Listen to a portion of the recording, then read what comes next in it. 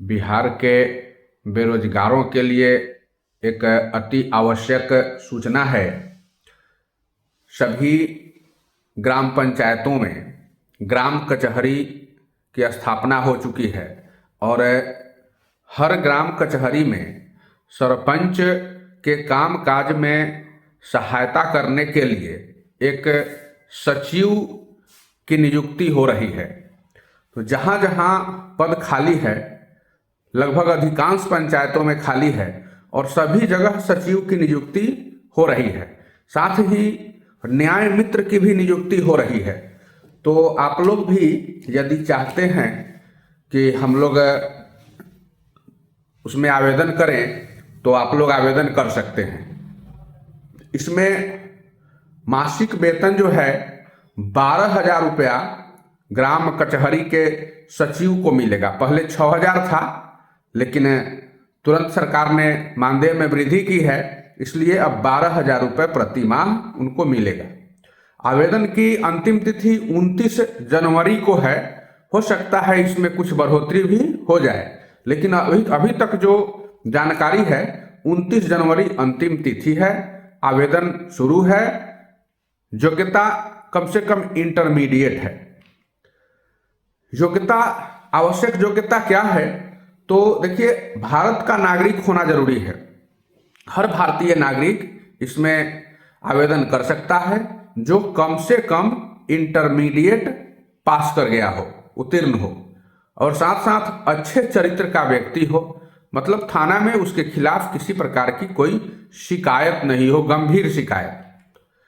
उम्र सीमा जनरल के लिए 37 वर्ष है, जनरल महिला के लिए 40 वर्ष है, बीसी और ईबीसी यानी पिछड़ा वर्ग और अति पिछड़ा वर्ग के लिए 40 वर्ष, एससी एसटी अनुसूचित जाति और अनुसूचित जनजाति इनके लिए 42 वर्ष।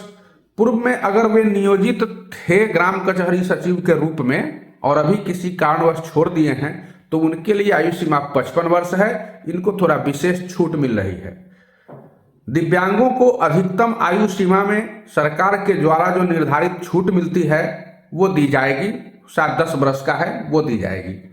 आयु सीमा की जो गणना है वो 1 अगस्त 2025 को आधार मानकर की जाएगी। मतलब आपकी उम्र सीमा 1 अगस्त 2025 को कम से कम 18 वर्ष होना चाहिए। कम से कम, ये अधिकतम आयु सीमा है, लेकिन न्यूनतम आयु सीमा कम से कम 18 होना चाहिए। आरक्षण, देखिए, आरक्षण कहीं भी किसी को भी सरकार के निर्धारित नियम के अनुसार मिलता है। इसमें ओपन कैटेगरी जो होते हैं उनको 50% आरक्षण है, इसमें सभी लोग आ सकते हैं। उसके बाद एक आरक्षण स्पेशल मिलता है 10%। ईडब्ल्यूएस को आरक्षण मिलता है जो ऊंची जाति के लोग होते हैं और अगर वो आर्थिक स्थिति उनकी ठीक नहीं है, आर्थिक रूप से पिछड़े वर्ग हैं, तो उनको 10% का अलग से आरक्षण मिलता है। साथ साथ पिछड़ा वर्ग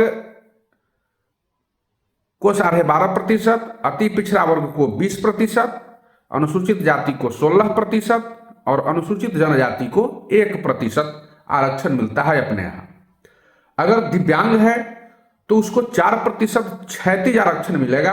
मतलब जिस कैटेगरी में है उसी कैटेगरी में ही उसको दिव्यांग का आरक्षण मिलेगा।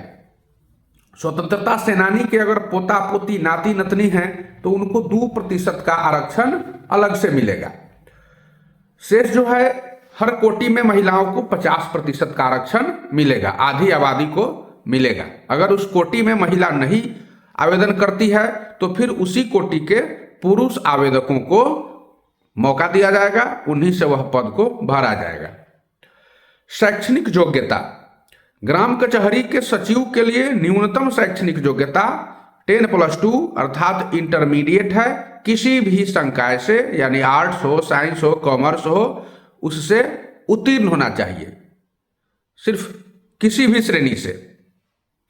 न्याय मित्र के लिए किसी मान्यता प्राप्त विश्वविद्यालय से विधि स्नातक किसी भी श्रेणी से उत्तीर्ण होना चाहिए। विधि स्नातक का मतलब ग्रेजुएट होना चाहिए, लेकिन वो लॉ से होना चाहिए। आवश्यक कागजात क्या क्या लगेंगे, जब आप अप्लाई करेंगे तो क्या क्या लगेंगे? तो पहले लेगा ध्यान दीजिएगा इस बात पर, एक एक चीज को आप सही कर लीजिएगा। 10वीं क्लास का अंक पत्र और प्रमाण पत्र, 12वीं का अंक पत्र और प्रमाण पत्र। यदि शैक्षणिक योग्यता उससे ज्यादा है तो फिर स्नातक का और स्नातकोत्तर का भी आप अलग से लगा सकते हैं, मार्कशीट और प्रमाण पत्र लगा सकते हैं। वैसे इसकी कोई आवश्यकता नहीं है, लेकिन अगर लगाएंगे तो इसमें आपको अलग से अंक मिलेगा, नंबर मिलना है। स्नातकोत्तर है, स्नातक है, तो इसको वेटेज अलग से मिलना है। शपथ पत्र लगाना है, एक एफिडेविट का फॉर्मेट है, उसको आप डाउनलोड कर लीजिएगा और उसको आप लगा सकते हैं। मेरे भी वीडियो के डिस्क्रिप्शन बॉक्स में उसका लिंक दिया हुआ है, आप वहां से भी उसको डाउनलोड कर सकते हैं और एफिडेविट बनवा सकते हैं कोर्ट से, उसको भी लगाना है। वीडियो के डिस्क्रिप्शन बॉक्स में ही हम आपको लिंक दे रहे हैं जहां से आपको अप्लाई करना है ऑनलाइन। आरक्षित श्रेणी के अगर कोई व्यक्ति हैं तो उनको जाति प्रमाण पत्र भी लगाना है। ध्यान रहे, जाति प्रमाण पत्र पिता के नाम से होना चाहिए, पति के नाम से नहीं होना चाहिए। स्वतंत्रता सेनानी अगर के आश्रित हैं, पोता पोती नाती नतनी हैं, तो उनको स्वतंत्रता सेनानी के पेंशन का प्रमाण पत्र लगाना होगा और आधार कार्ड लगाना है। मेधा सूची का निर्धारण कैसे होगा? देखिए, इंटरमीडिएट में आपको जितना अंक प्राप्त होगा उसी को प्रतिशत मानकर मेधा अंक तैयार किया जाएगा। तो अगर स्नातक डिग्रीधारी हैं आप, अगर आप ग्रेजुएशन किए हुए हैं तो आपको 10% एक्स्ट्रा अंक मिलेगा अलग से, और अगर आप स्नातकोत्तर हैं, एमए किए हुए हैं, तो आपको 20% एक्स्ट्रा वेटेज मिलेगा। यानी जो लोग स्नातकोत्तर हैं उनको 30% एक्स्ट्रा वेटेज मिलेगा मेधा सूची में। अगर पूर्व में ग्राम कचहरी के सचिव के पद पर कार्यरत हैं तो हर साल के दर से जोड़कर 2.5% आपको वेटेज एक्स्ट्रा मिलेगा। मतलब एक साल में 2.5% और अधिकतम जो है 12.5% तक मिलेगा, इससे ज्यादा नहीं मिलेगा। 5 साल तक के लिए 12.5%, अगर 6 साल किए हैं तो भी 12.5% मिलेगा वेटेज। मेधा अंक अगर बराबर हो गया 2 कैंडिडेट का, 3 कैंडिडेट का, तो उसमें जिनकी उम्र ज्यादा होगी उनको वरीयता दी जाएगी। तो ऐसे इनका चुनाव किया जाना है। नियोजन समिति का गठन कैसे होगा, कौन कौन लोग चयन करेंगे? तो ग्राम कचहरी के सचिव और न्याय मित्र के लिए जो 3 सदस्यीय कमेटी बनाई गई है उसमें सरपंच होंगे अध्यक्ष, उप सरपंच हैं उपाध्यक्ष, और प्रखंड कार्यालय से किसी एक पदाधिकारी को नामित किया जाएगा जो उसके सदस्य होंगे। यानी ये 3 व्यक्ति मिलकर ही चयन करेंगे। अगर सरपंच का पद कहीं खाली है किसी पंचायत में तो वहां उप सरपंच अध्यक्ष हो जाएंगे, सरपंच के पद पर आ जाएंगे। कोई एक वरीय पंच जो सबसे सीनियर होंगे पंच में, उनको उपाध्यक्ष बनाया जाएगा, और फिर प्रखंड से कोई एक पदाधिकारी जो होंगे वो सदस्य होंगे। यानी कभी भी 3 त्रिस्तरीय कमेटी होगी जो न्याय मित्रों और ग्राम कचहरी के सचिवों का चयन करेंगी। आवेदन कैसे करेंगे?